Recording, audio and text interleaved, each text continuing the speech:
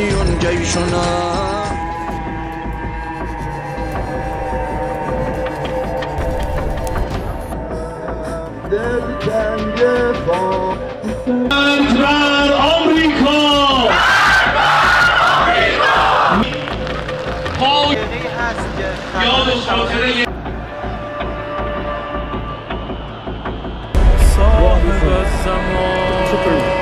الجزائر تونس فلسطين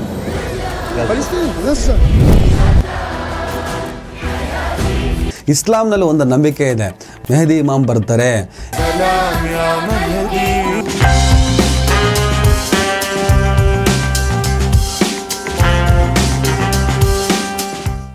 hello hi ನಮಸ್ಕಾರ ಸ್ನೇಹಿತರೆ. ಜಗತ್ತಿಗೆ ಈಗ ಮೂರನೇ ಮಹಾಯುದ್ಧದ ಭೀತಿ ಆವರಿಸಿದೆ. ಮೂರನೇ ಮಹಾಯುದ್ಧ ಮೊದಲೆರಡು ಮಹಾಯುದ್ಧಗಳಂತೆ ಇರೋದಿಲ್ಲ. ಅದಕ್ಕೆ ಕಾರಣ ಇವತ್ತು ಜಗತ್ತಿನ ಬಹುತೇಕ ರಾಷ್ಟ್ರಗಳ ಕೈಲಿ ಅಣ್ವಸ್ತ್ರ ಇದೆ. ಹೆಚ್ಚು ಕಮ್ಮಿ ಆದರೆ ಭೂಮಿನೇ ಇರೋದಿಲ್ಲ. ಮೂರನೇ ಮಹಾಯುದ್ಧ ಆಗಲೇಬಾರ್ದು, ಅದಾಗದಂತೆ ನಾವು ತಡಿಬೇಕು ಅಂತ ಅನೇಕ ಒಪ್ಪಂದಗಳನ್ನು ಅನೇಕ ರಾಷ್ಟ್ರಗಳು ಮಾಡ್ಕೊಂಡು ಬಂದಿದೆ. ಆದರೆ ಇಸ್ರೇಲ್ ಮತ್ತು ಹಮಾಸ್, ಆ ಪ್ಯಾಲೆಸ್ಟೈನ್ ಅಸ್ತಿತ್ವಕ್ಕೋಸ್ಕರ ನಡೀತಿರುವಂತಹ ಆ ಸುದೀರ್ಘ ಕಾಲದ ಸಂಘರ್ಷ ಈಗ ಲೆಬನಾನ್ ಮುಟ್ಟಿ ಇರಾನ್ ಕಡೆಯಿಂದ ಇಸ್ರೇಲ್ಗೆ ಕ್ಷಿಪಣಿ ಹಾರುವ ಮೂಲಕ ಇನ್ನೊಂದು ಮಗ್ಗಲಿಗೆ ಈ ಸಂಘರ್ಷ ಬಂದು ನಿಂತಿದೆ ಸ್ನೇಹಿತರೆ. ನಿಜಕ್ಕೂ ಜಗತ್ತು ಅಪಾಯದ ಹಂತಕ್ಕೆ ತಲುಪುತ್ತಿದೆ. ಮಹಾಯುದ್ಧದ ಭೀತಿ ಆವರಿಸಿದೆ.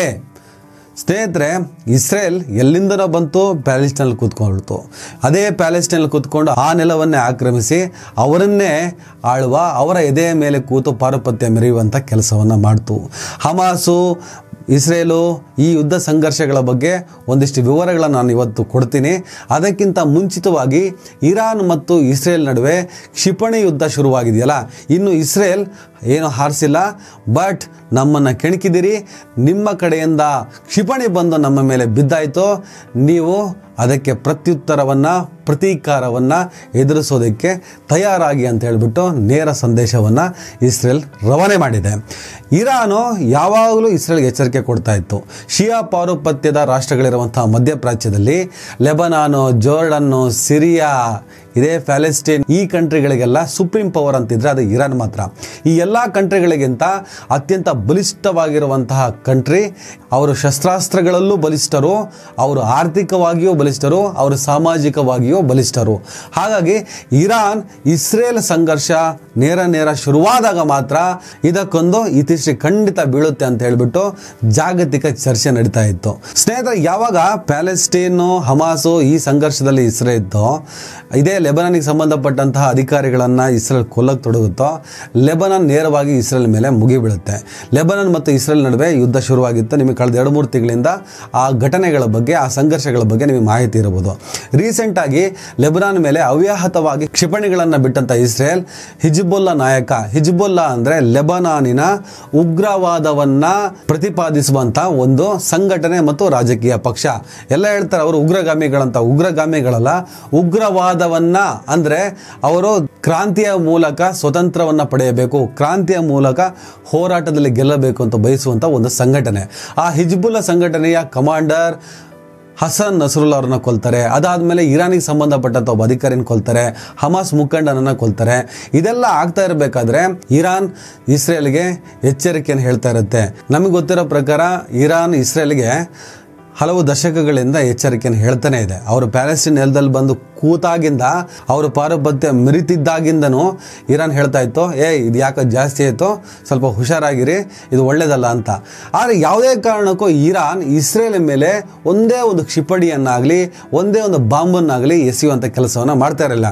ಬಿಕಾಸ್ ಆಫ್ ಇಸ್ರೇಲ್ ಅನ್ನುವಂತಹ ಒಂದು ದೇಶ ಮಾತ್ರ ಎಲ್ಲರಿಗೂ ಕಾಣಿಸ್ತಾ ಇದೆ. ಆದರೆ ಇಸ್ರೇಲ್ ದೇಶ ಅಮೇರಿಕ ನಿಭಾಯಿಸುತ್ತಿರುವಂತಹ ಒಂದು ದೇಶ. ಇದು ಬಹುತೇಕರಿಗೆ ಗೊತ್ತಿರಬಹುದು, ಗೊತ್ತಿಲ್ಲದೇ ಇರಬಹುದು. ಅಮೇರಿಕದ ಅಧ್ಯಕ್ಷ ಜೋ ಬೈಡನ್ 10 ವರ್ಷಗಳ ಹಿಂದೆ ಒಂದು ಸ್ಟೇಟ್ಮೆಂಟನ್ನು ಕೊಟ್ಟಿದ್ದರು. ಇಸ್ರೇಲ್ ನಮ್ಮ ಪ್ರಾಯೋಗಿಕ ರಾಷ್ಟ್ರ. ಇಸ್ರೇಲ್ ಅನ್ನುವಂತಹ ಒಂದು ದೇಶ ಇಲ್ಲದೇ ಇದ್ದಿದ್ರೆ ನಾವು ಒಂದು ಇಸ್ರೇಲನ್ನು ಆವಿಷ್ಕಾರ ಮಾಡ್ತಾ ಇದ್ವಿ. ಇಸ್ರೇಲ್ ನಮ್ಮ ರಕ್ತ, ಇಸ್ರೇಲ್ ನಮ್ಮ ನರನಾಡಿ. ಹಾಗಾಗಿ ಇಸ್ರೇಲ್ ಯಾವುದೇ ರೀತಿಯಲ್ಲೂ ಸಂಕಟಕ್ಕೆ ಬಿದ್ದರೂ ಅದು ನಾವು ಸಂಕಟಕ್ಕೆ ಬಿದ್ದಂಗೆ, ನಾವು ಸಮಸ್ಯೆಗೆ ಬಿದ್ದ ಹಾಗೆ. ಇಸ್ರೇಲ್ ಮೇಲೆ ಯಾರೇ ಮುಗಿ ಬಿದ್ದರೂ ಇಸ್ರೇಲ್ಗೆ ಏನಾದರೂ ಆಪತ್ತು ಆಗುತ್ತೆ ಅಂದರೆ ಅಮೇರಿಕ ಅಲ್ಲಿ ಪ್ರವೇಶ ಮಾಡುತ್ತೆ ಅಂತ ಹೇಳಿ ಮೆಡಿಟರೇನಿಯನ್ ಸಮುದ್ರದಲ್ಲಿ ಅದಾಗಲೇ ಅಮೇರಿಕದ ಸೈನ್ಯ ಪಡೆ ಹಲವು ದಶಕಗಳಿಂದ ಬೀಡು ಬಿಟ್ಟಿದೆ ಸ್ನೇಹಿತರೆ. ಬಿಕಾಸ್ ಆಫ್ ಇಸ್ರೇಲನ್ನು ರಕ್ಷಣೆ ಮಾಡೋದಕ್ಕೆ ಅಕ್ಕಪಕ್ಕ ಸುತ್ತಮುತ್ತ ಇರುವಂಥ ಶತ್ರುಗಳನ್ನು ಇಸ್ರೇಲ್ ಈಸಿಯಾಗಿ ನಿಭಾಯಿಸ್ತಾ ಇದೆ, ಏನು ಸಮಸ್ಯೆ ಇಲ್ಲ. ಹಮಾಸು, ಪ್ಯಾಲೆಸ್ಟೀನ್, ಲೆಬನಾನ್ ಇವ್ರನ್ನೆಲ್ಲರನ್ನೂ ಕೂಡ ಮಟ್ಟ ಹಾಕುವಷ್ಟು ಇಸ್ರೇಲ್ ಬಲಿಷ್ಠವಾಗಿದೆ.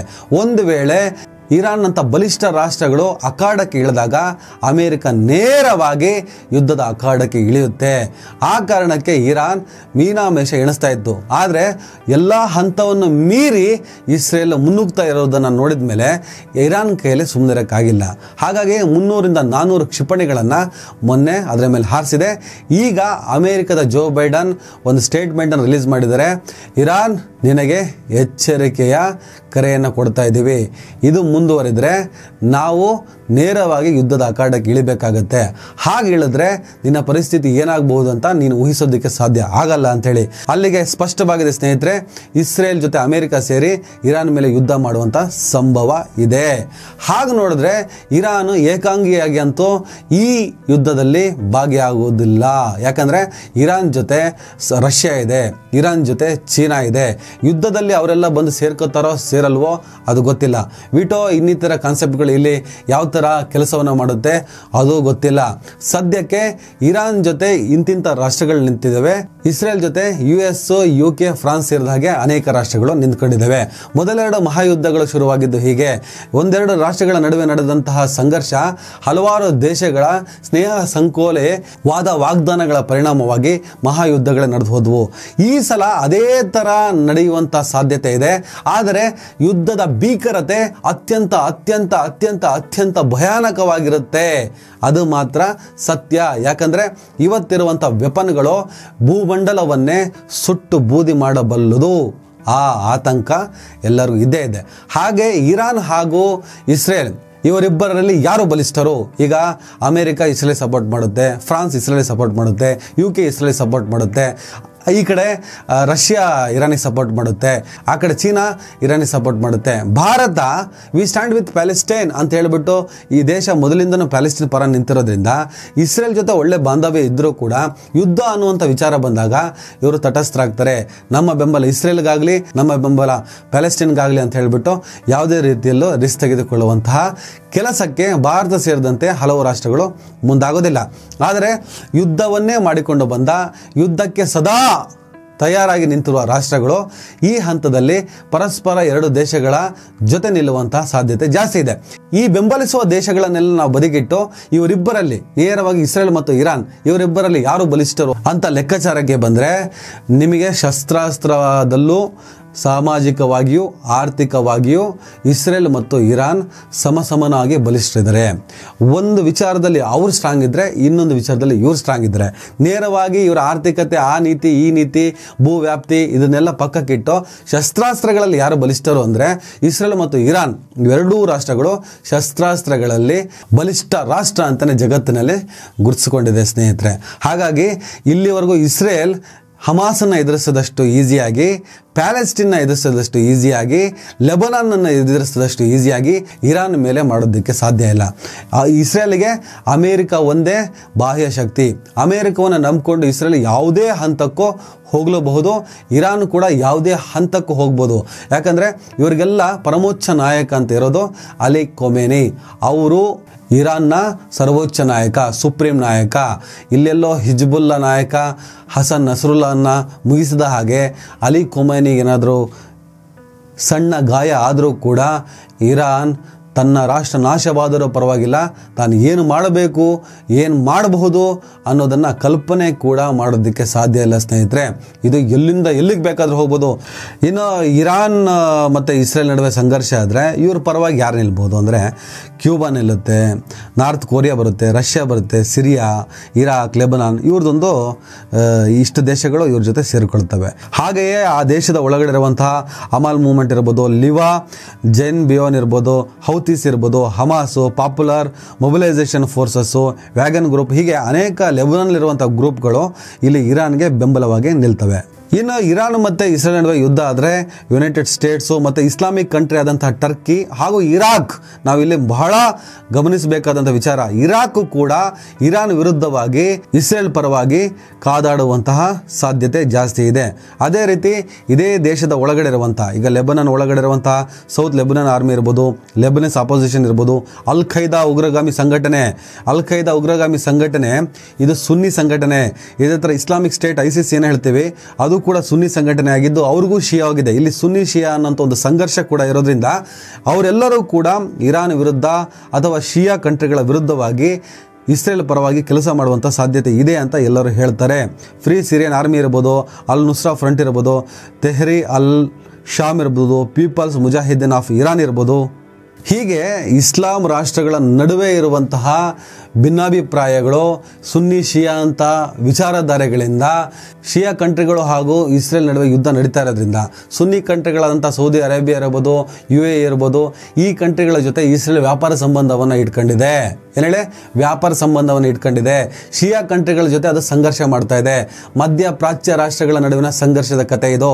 ಇಂತಹ ವಿಚಾರಗಳಾದಾಗ ಇಸ್ಲಾಂ ಕಂಟ್ರಿಗಳ ಮೇಲೆ ಇಸ್ರೇಲ್ ದಾಳಿ ಮಾಡ್ತಾ ಇರಬೇಕಾದ್ರೆ ಸೌದಿ ಅರೇಬಿಯಾದಂಥ ಕಂಟ್ರಿಗಳು ಇನ್ನು ಸುನ್ನಿ ಶಿಯಾ ಅಂತ ಲೆಕ್ಕಾಚಾರ ಮಾಡ್ಕೊಂಡು ಕೂತ್ರೆ ನಾಳೆ ಇವರೆಲ್ಲರನ್ನು ಮುಗಿಸಿ ನಿಮ್ಮ ಬುಡಕ್ಕೆ ಕಾಲಿಡ್ತಾರೆ, ಕೈ ಇಡ್ತಾರೆ, ಅವಾಗ ಏನು ಮಾಡ್ತೀರಾ ಅಂತ ಹೇಳ್ಬಿಟ್ಟು ಆ ಥರದ ಒಂದು ಚರ್ಚೆ ಕೂಡ ನಡೀತಾ ಇದೆ. ಇಸ್ಲಾಂನಲ್ಲಿ ಒಂದು ನಂಬಿಕೆ ಇದೆ, ಮೆಹದಿ ಇಮಾಮ್ ಅಂತೇಳಿ. ಮೆಹದಿ ಅಂಥೇಳಿ ಒಬ್ಬರು ಬರ್ತಾರೆ, ಮೆಹದಿ ಇಮಾಮ್ ಬರ್ತಾರೆ. ಇವೆಲ್ಲ ಇಸ್ಲಾಮಿನ ಸೋಲುವ ಹಂತ. ಅಂದರೆ ಒಂದು ಹಂತದಲ್ಲಿ ಇಸ್ಲಾಂ ಸಂಪೂರ್ಣ ಸೋತು ಹೋಗುತ್ತೆ. ಶತ್ರುಗಳು ತಮ್ಮ ತಾಕತ್ತನ್ನು ಮೆರೀತಾರೆ. ಇಸ್ಲಾಂನಲ್ಲಿ ಯಾರನ್ನೂ ಶತ್ರುಗಳು ಅಂತ ಕರೆದಿಲ್ಲ. ಇಸ್ಲಾಂನಲ್ಲಿ ನೇರವಾಗಿ ಯಹೂದಿಗಳು ನಮ್ಮ ಶತ್ರುಗಳು ಅಂತ ಕರೀತಾರೆ. ನೋಡಿ, ಸುಮಾರು 700-800 ವರ್ಷಗಳ ಹಿಂದೆ ಬರೆದಂಥ ಕುರಾನ್ನಲ್ಲಿ ಯಹೂದಿಗಳು ನಮ್ಮ ಶತ್ರುಗಳಾಗಿರ್ತಾರೆ. ಇಸ್ಲಾಮಿಗೆ ಯಾವತ್ತಿದ್ದರೂ ಯಹೂದಿಗಳೇ ಶತ್ರುಗಳು. ಯಹೂದಿಗಳಿಂದ ನಾವು ಹುಷಾರಾಗಿರಬೇಕು. ಯಹೂದಿಗಳ ನಾಶವನ್ನು ಕೂಡ ಇಸ್ಲಾಂ ಬಯಸುತ್ತೆ.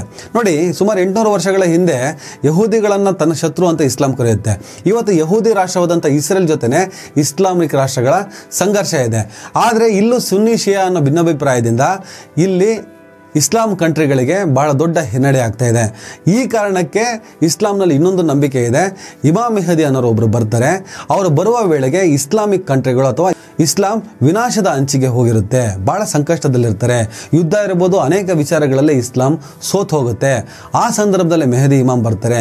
ಅವರು ಬಂದವರೇ ಮೊದಲು ಯುದ್ಧ ಮಾಡೋದು ಹಿತಶತ್ರುಗಳ ವಿರುದ್ಧ, ಅಂದರೆ ಇಸ್ಲಾಮಿನ ಒಳಗಿದ್ದು ಇಸ್ಲಾಮಿನ ವಿರುದ್ಧವೇ ಕೆಲಸ ಮಾಡುತ್ತಿರುವಂತಹ ಆ ಹಿತಶತ್ರುಗಳ ವಿರುದ್ಧ ಯುದ್ಧ ಮಾಡ್ತಾರೆ. ಅದಾದ ನಂತರ ತಮ್ಮ ನೇರ ಶತ್ರುಗಳ ವಿರುದ್ಧ ಯುದ್ಧ ಮಾಡಿ ಆಗ ಇಸ್ಲಾಂ ಇಡೀ ಜಗತ್ತನ್ನು ಆಳುತ್ತೆ ಅನ್ನುವಂಥ ಒಂದು ನಂಬಿಕೆ ಅವರಲ್ಲಿ ಇದೆ. ಯಾವಾಗಲೂ ನಿಮಗೆ ಹಮಾಸು ಇಸ್ರೇಲ್ ಸಂಘರ್ಷ ಆದಾಗ ಹಮಾಸ್ನಲ್ಲಿ ಒಂದು ದೊಡ್ಡ ಮಟ್ಟದಲ್ಲಿ ಪ್ರಾರ್ಥನೆ ನಡೆಯುತ್ತೆ. ಅವರು ಸಲಾಮೆ ಮೆಹದಿ ಅಂತ ಒಂದು ಹಾಡನ್ನು ಹೇಳಿ ನೀವು ಬನ್ನಿ ನಮ್ಗೆ ಆಗ್ತಾ ಇಲ್ಲ ಅಂತ ಹೇಳ್ಬಿಟ್ಟು ಗೋಳಾಡುವಂತಹ ಹಾಡನ್ನು ನಾವು ಕೂಡ ನೋಡ್ತಾ ಬಂದಿದ್ದೀವಿ. الجزائر تونس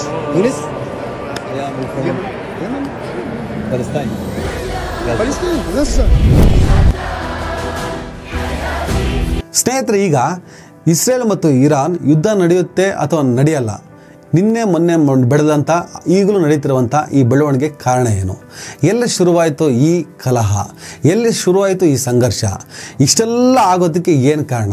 ಇಸ್ರೇಲ್ ಏನು? ಅದು ಎಲ್ಲಿಂದ ಬಂತು? ಪ್ಯಾಲೆಸ್ಟೈನ್ ಏನು? ಹಮಾಸ್ ಏನು? ಗಾಜಾಪಟ್ಟಿ ಏನು?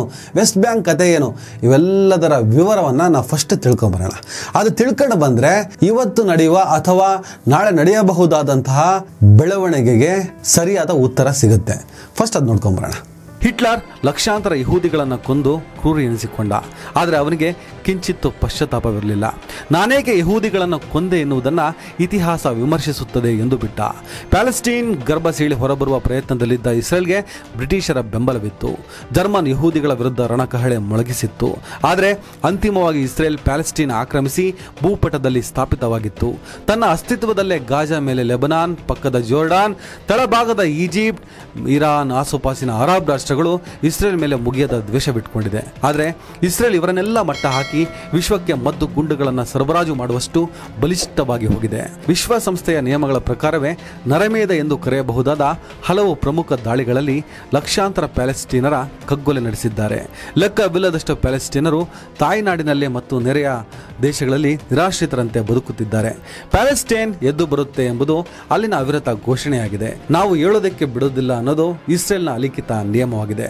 ಆಲ್ ಐಸ್ ಆನ್ ರಫಾ ಮಾತ್ರವಲ್ಲ, ವಿಶ್ವಸಂಸ್ಥೆಯ 1947ರ ನಿರ್ಣಯ ನಂಬರ್ 181 ಮತ್ತು 1967ರ ನಿರ್ಣಯ ನಂಬರ್ 242 ಹಾಗೂ ಇನ್ನು ಹಲವಷ್ಟು ನಿರ್ಣಯಗಳನ್ನು ಇಸ್ರೇಲ್ ಉಲ್ಲಂಘಿಸುತ್ತಾ ಬಂದಿದೆ.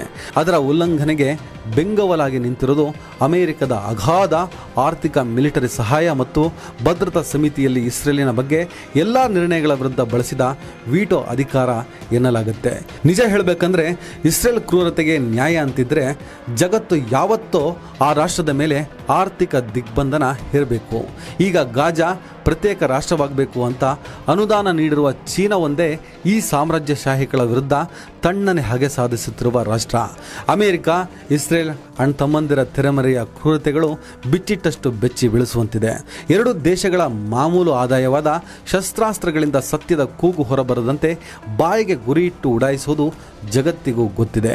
ಪ್ಯಾಲೆಸ್ಟೀನ್ ವಿಮೋಚನಾ ಸಂಘದ ನಾಯಕ, ಆ ರಾಷ್ಟ್ರದ ಮೊದಲ ಅಧ್ಯಕ್ಷ ಯಾಸಿರ್ ಅರಾಫತ್, ನಾನು ಒಂದು ಕೈಯಲ್ಲಿ ಹೂವು ಮತ್ತು ಇನ್ನೊಂದು ಕೈಯಲ್ಲಿ ಗನ್ನು ಹಿಡಿದು ಬಂದಿದ್ದೇನೆ. ನನ್ನ ಕೈಯಲ್ಲಿರುವ ಹೂವು ಬೀಳದಂತೆ ನೋಡೋದು ನಿಮ್ಮ ಜವಾಬ್ದಾರಿ ಅಂತ ತನ್ನ ಪ್ರಜೆಗಳಿಗೆ ಸೂಚಿಸಿದ್ರು. ರಕ್ತ ಹರಿಯುತ್ತಿದ್ದರೂ ಶಾಂತಿ ಮಂತ್ರ ಜಪಿಸಿದ ಅವರಿಗೆ ನೊಬೆಲ್ ಪಾರಿತೋಷಕವೇನೋ ಸಿಕ್ಕಿತ್ತು. ಆದರೆ ಪ್ಯಾಲೆಸ್ಟೀನ್ ಗರ್ಭದಲ್ಲಿ ಹುಟ್ಟಿದ ಬೆಂಕಿ ಇಡೀ ರಾಷ್ಟ್ರವನ್ನು ಸುಡುತ್ತಲೇ ಇತ್ತು. ಪ್ಯಾಲೆಸ್ಟೀನ್ ಸ್ವತಂತ್ರ ಸಾಧಿಸದೆ ನಮ್ಮ ಸ್ವಾತಂತ್ರ್ಯ ಅಪೂರ್ಣ ಎಂಬುದು ನಮಗೆ ಚೆನ್ನಾಗಿ ಗೊತ್ತಿದೆ ಎಂದಿದ್ದು Nelson Mandela. Operation hot winter, operation cast lead, operation protective edge etcetera ಅಂತ ಇಸ್ರೇಲ್ ಪ್ಯಾಲೆಸ್ಟೀನ್ ಗಾಜಾ ಪಟ್ಟಿಯಲ್ಲಿ ಮಾರಣ ಹೋಮ ನಡೆಸಿದೆ. ಎರಡನೇ ಮಹಾಯುದ್ಧಕ್ಕೂ ಮೊದಲು ಯಹೂದಿಗಳನ್ನು ಹುಡುಕಾಡಿ ಕೊಲ್ಲುತ್ತಿದ್ದವರು ಯುರೋಪಿಯನ್ನರು. ಎರಡನೇ ಮಹಾಯುದ್ಧದ ವೇಳೆಗೆ ಯಹೂದಿಗಳ ವಿರುದ್ಧದ ದ್ವೇಷ ಭುಗಿಲೆದ್ದು ಅಂದಾಜು 60 ಲಕ್ಷ ಯಹೂದಿಯರನ್ನು ಕೊಲ್ಲಲಾಯಿತು. ಆ ಕಾಲಕ್ಕೆ ಜಗತ್ತನ್ನೇ ಆಳುತ್ತಿದ್ದ ಬ್ರಿಟಿಷರು ಯಹೂದಿಗಳ ಪರ ನಿಂತರು. ಯಹೂದಿ ಸಾಮ್ರಾಜ್ಯ ಕಟ್ಟಿದ್ರು. ನಮ್ಮ ಮೈಸೂರು, ಜೋಧ್ಪುರ್ ಸೈನಿಕರನ್ನು ಬ್ರಿಟಿಷ್ ಅಧಿಕಾರಿಯೊಬ್ಬ ಎತ್ತಾಕೊಂಡು ಹೋಗಿ ಹೋರಾಟಕ್ಕಿಳಿಸಿದ. 1948ರಲ್ಲಿ ಪ್ಯಾಲೆಸ್ಟೀನ್ ಗರ್ಭ ಸೀಳಿ ಇಸ್ರೇಲ್ ಹುಟ್ಕೊಂಡಿತ್ತು. ಇಸ್ರೇಲ್ ಅಕ್ರಮ ಅಸ್ತಿತ್ವದ ವಿರುದ್ಧ ಲೆಬನಾನ್, ಪ್ಯಾಲೆಸ್ಟೀನ್, ಜೋರ್ಡಾನ್, ಇರಾಕ್ನ ಮುಸ್ಲಿಂ ಮಾನವ ಹೋರಾಟ ಸಂಘಟನೆಗಳು ಹಠಕ್ಕೆ ಬಿದ್ದಂತೆ ಎರಗಿದ್ವು. ಇಸ್ರೇಲ್ ಮೇಲೆ ಬಿದ್ದವರನ್ನ ಧೂಳು ಕೊಡುವಿದಂತೆ ಕೊಡವಿ ಹಾಕಿತ್ತು. ಮಾನವ ಹಕ್ಕುಗಳ ಸಂಘಟನೆಯ ಅಂದಾಜು ಪ್ರಕಾರ 1936ರಿಂದ ಇಲ್ಲಿಯವರೆಗೆ 30 ಲಕ್ಷ ಪ್ಯಾಲೆಸ್ಟೀನರು ಜೀವನಿಷ್ಠರ ಇಸ್ರೇಲ್ ಸರ್ಕಾರದ ಹಾಗೂ ಅವರ ಬೆಂಬಲಿಗರ ದಾಳಿಗಳಿಂದ ಸತ್ತು ಹೋಗಿದ್ದಾರೆ.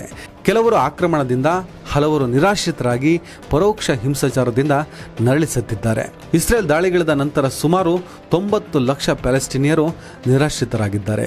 41 ಲಕ್ಷಕ್ಕೂ ಹೆಚ್ಚು ಜನ ಎಲ್ಲ ರೀತಿಯ ಮಾನವ ಹಕ್ಕುಗಳಿಂದ ವಂಚಿತರಾಗಿದ್ದಾರೆ. ಗಾಜಾ ಪಟ್ಟಿ ಪ್ರದೇಶ 1991ರಿಂದಲೇ ಇಸ್ರೇಲ್ ನಿರ್ಬಂಧಕ್ಕೆ ಒಳಗಾಗಿದೆ. 2007ರಿಂದ ಪೂರ್ಣ ದಿಗ್ಬಂಧನಕ್ಕೆ ಒಳಗಾಗಿದೆ.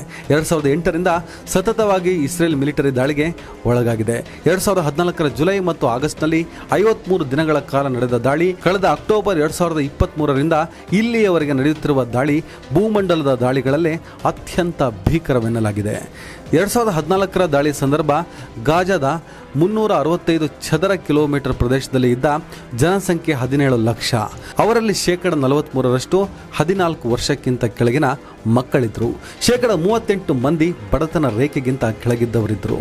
ಇಂತಹ ಪ್ರದೇಶದ ಮೇಲೆ ಇಸ್ರೇಲ್ ಸತತ ದಾಳಿ ನಡೆಸಿತ್ತು. ಲೋಡುಗಟ್ಟಲೆ ಬಾಂಬುಗಳನ್ನು ಸುರಿಸಿತ್ತು. 50,000ಕ್ಕಿಂತ ಹೆಚ್ಚು ಶೆಲ್ಗಳನ್ನು ಉಡಾಯಿಸಿತ್ತು. ಈ ದಾಳಿಗೆ ಲಕ್ಷಾಂತರ ಪ್ಯಾಲೆಸ್ಟೀನರು ಸತ್ತರು.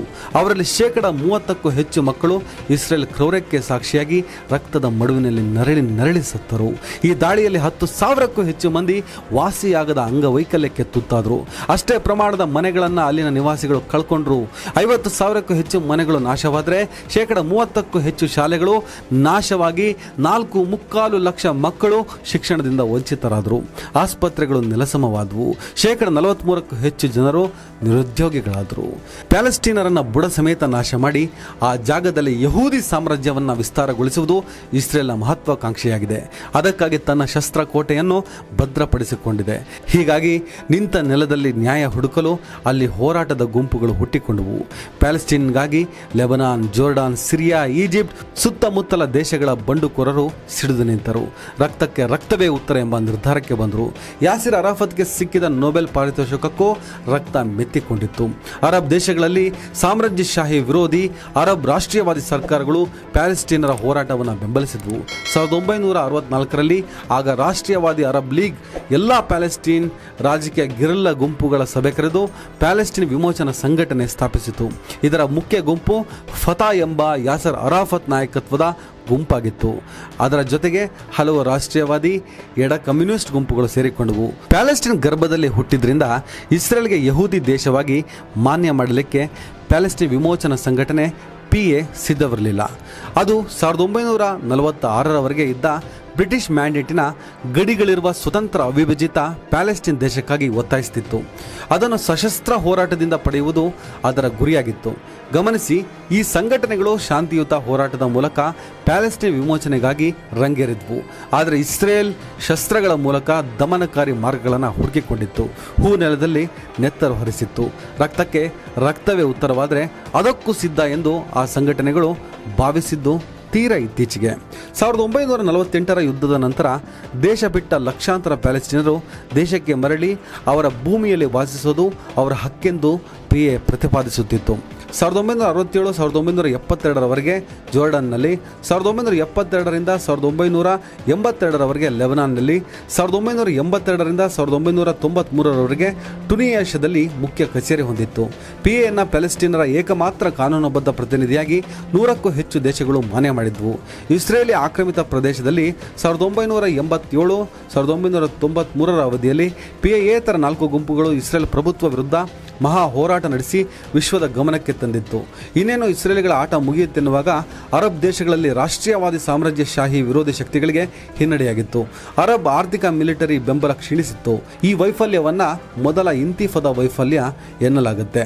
1980ರ ದಶಕದಲ್ಲಿ ಇಸ್ಲಾಮಿಕ್ ಉಗ್ರವಾದಿ ಧೋರಣೆಗಳು ಮತ್ತು ಗುಂಪುಗಳು ಪ್ಯಾಲೆಸ್ಟೀನರಲ್ಲೂ ಬೆಂಬಲ ಪಡೆದವು. PAಯನ್ನು ವಿರೋಧಿಸಿದ್ವು. ಅವುಗಳಿಗೆ ಲೆಬನಾನಿನ ಇಸ್ಲಾಮಿಕ್ ಗುಂಪುಗಳ ಬೆಂಬಲವಿತ್ತು. ಸೆಕ್ಯುಲರ್ PAಯನ್ನು ಮಣಿಸೋದು ಅಮೆರಿಕ ಇಸ್ರೇಲಿ ತಂತ್ರವಾಗಿತ್ತು. ಮೊದಲ ಇಂತಿಫಾದದ ವೈಫಲ್ಯದ ನಂತರ ಅರಾಫತ್ ಮತ್ತು ಫತಾ ರಹಸ್ಯ ಮಾತುಕತೆಗಳನ್ನು ನಡೆಸಿ 1993 ಓಸ್ಲೋ ಒಪ್ಪಂದವಾಯಿತು. 1996ರಲ್ಲಿ ಪ್ಯಾಲೆಸ್ಟೀನ್ ಪ್ರದೇಶಗಳಿಗೆ ಸರ್ಕಾರ ರಚನೆಯಾಯಿತು. ಯಾಸಿರ್ ಅರಾಫತ್ ಅಧ್ಯಕ್ಷರಾದರು. ಈ ಅವಧಿಯಲ್ಲಿ ಆರಂಭವಾಗಿದ್ದು 2ನೇ ಇಂತಿಫಾದ. ಹಮಾಸ್ ತೀವ್ರಗಾಮಿ ನಡೆಯಿಂದ ಇಸ್ರೇಲಿಗಳ ವಿರುದ್ಧ ಜಿಹಾದಿಗಳಿಯಿತ್ತು. ಈ ಅವಧಿಯಲ್ಲಿ ಇಸ್ರೇಲ್ ಆರಂಭಿಸಿದ ದೀರ್ಘ ಎತ್ತರದ ಗೋಡೆ ನಿರ್ಮಾಣ ಪ್ಯಾಲೆಸ್ಟೀನರನ್ನು ಇನ್ನಷ್ಟು ಕೆರಳಿಸಿತ್ತು. ಈ ಗೋಡೆ ಪ್ಯಾಲೆಸ್ಟೀನ್ ಪ್ರದೇಶಗಳ ಮೇಲೆ ಅಂತಾರಾಷ್ಟ್ರೀಯ ನಿಯಮಗಳಿಗೆ ವಿರುದ್ಧವಾಗಿ ಕಟ್ಟಲಾಗಿತ್ತು. ಲಕ್ಷಾಂತರ ಪ್ಯಾಲೆಸ್ಟೀನರು ಈ ಗೋಡೆಗಳ ಹಿಂದೆ ಪ್ರತ್ಯೇಕ ಶಿಬಿರಗಳಲ್ಲಿ ವಸತಿ ರಹಿತ ಜಾಗಗಳಲ್ಲಿ ವಾಸಿಸತೊಡಗಿದರು. ಸುಮಾರು 2 ಲಕ್ಷಕ್ಕೂ ಮೀರಿದ ಪ್ಯಾಲೆಸ್ಟೀನ್ ರೈತರನ್ನ ಅವರು ಸಾಗುವಳಿ ಮಾಡುತ್ತಿದ್ದ ಭೂಮಿಯಿಂದ ಹೊರಹಾಕಲಾಯಿತು. ಪ್ಯಾಲೆಸ್ಟೀನರು ಈ ಗೋಡೆಯಿಂದಾಗಿ ದಿನನಿತ್ಯವೂ ತಮ್ಮ ಐಡೆಂಟಿಟಿಗಾಗಿ ಹೆಣಗಬೇಕಾದ ಸ್ಥಿತಿ ನಿರ್ಮಾಣವಾಯಿತು. ಈಗಲೂ ಎಲ್ಲ ಮಾನವ ಹಕ್ಕುಗಳನ್ನು ಉಲ್ಲಂಘಿಸುವ ಗೋಡೆಯ ಆಚೆಗೆ ಹೆಣಗಾಟ, ಈಚೆಗೆ ಚಿದ್ವಿಲಾಸ ಕೇಳಿ ಬರ್ತಿದೆ. 2006ರಲ್ಲಿ ನಡೆದ ಚುನಾವಣೆಯಲ್ಲಿ POL ಅನ್ನು ಮಕಾಡೆ ಬೀಳಿಸಿದ ಹಮಾಸ್ ಅಧಿಕಾರಕ್ಕೇರಿತು. ಮಂದಗಾಮಿ ನಿಲುವಿಗಿಂತ ತೀವ್ರಗಾಮಿ ನಿಲುವೆ ಸೂಕ್ತ ಎಂದು ಪ್ಯಾಲೆಸ್ಟೀನರು ಭಾವಿಸಿದರು. ಆದರೆ ಹಮಾಸ್ ಅಧಿಕಾರಕ್ಕೇರುತ್ತಿದ್ದಂತೆ ಇಸ್ರೇಲ್ ಮೈಕೊಡವಿ ಎದ್ದು ನಿಂತಿತ್ತು. ಗಾಜಾಪಟ್ಟಿಯ ಮೇಲೆ ದಾಳಿ ಮಾಡತೊಡಗಿತು. ಹಮಾಸ್ ಕೂಡ ಪ್ರತಿರೋಧಕ್ಕಿಳಿಯಿತು. ಮಕ್ಕಳು, ಮಹಿಳೆಯರೆನ್ನದೇ ಲಕ್ಷಾಂತರ ಜನರು ಸತ್ತಿದ್ದಾರೆ, ಸಾಯುತ್ತಿದ್ದಾರೆ. ಸಾವಿನ ಪರ್ವ ಮುಂದುವರೆದಿದ್ದು ಅದು ತೀರ ನಿರಾಶ್ರಿತ ಶಿಬಿರದವರೆಗೂ ಬಂದು ತಲುಪಿದೆ. ಜಗತ್ತು ಲೈಸಾನ್ ರಫಾ ಎನ್ನುತ್ತಿದೆ. ಜಗತ್ತಿನ ಕೈಲಿ ಆಗುವುದಿಷ್ಟೇ, ಅದು ಇಸ್ರೇಲ್ಗೂ ಗೊತ್ತಿದೆ. ಸ್ನೇಹಿತರೆ, ಯುದ್ಧ ಯುದ್ಧ ಯುದ್ಧ ಅವನು ಗೆದ್ನೋ ಇವನು ಗೆದ್ನೋ. We stand with Palestine, we stand with Israel. ಅಲ್ಲಿ ನೋಡಿ ವಿ ಸ್ಟ್ಯಾಂಡ್ ವಿತ್ ಪ್ಯಾಲೆಸ್ಟೈನ್ ಅಂತ ಹೇಳಿದವರಿಗೆ ಕರ್ನಾಟಕದಲ್ಲಿ ಪೊಲೀಸರು ಹೊಡೆದ್ರಂತೆ. ಹಂಗೆ ನೋಡಿದ್ರೆ ಪೊಲೀಸರು ನರೇಂದ್ರ ಮೋದಿ ಅವ್ರನ್ನ ಕರ್ಕೊಬಂದು ಹೊಡಿಬೇಕಾಗತ್ತೆ. ಯಾಕಂದ್ರೆ ಅವ್ರು ವಿ ಸ್ಟ್ಯಾಂಡ್ ವಿತ್ ಪ್ಯಾಲೆಸ್ಟೈನ್ ಅಂತ ಹೇಳಿದ್ರು. ಈ ದೇಶದ ಪ್ರಧಾನಮಂತ್ರಿಗಳೆಲ್ಲ ಈ ದೇಶ ಒಟ್ಟಾರೆ ಪ್ಯಾಲೆಸ್ಟೈನ್ ಪರವಾಗಿ ನಿಂತಿದೆ. ಇನ್ಕೊಂಡು ವಾಜಪೇಯಿ ಕೂಡ ಇಲ್ಲಿ ಪಕ್ಷ ಅಂತ ಬರಲ್ಲ.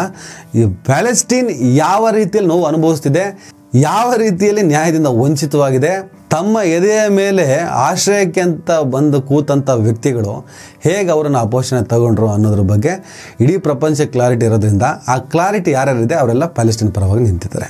ಈ ಯುದ್ಧಗಳಿಂದ ಬಹಳ ದೊಡ್ಡ ಮಟ್ಟದಲ್ಲಿ ಸತ್ತೋರು ಮಕ್ಕಳು, ಅದು ಎಷ್ಟು ಜನ, ಯಾವ ಅವಧಿಯಿಂದ ಯಾವ ಅವಧಿಯಲ್ಲಿ ಎಷ್ಟು ಆಯಿತು ಈ ಅನಾಹುತದ ಸಂಖ್ಯೆಗಳು ಅನ್ನೋದನ್ನು ನಾನು ಆಲ್ರೆಡಿ ಎಕ್ಸ್ಪ್ಲೇನ್ ಮಾಡಿದ್ದೀನಿ.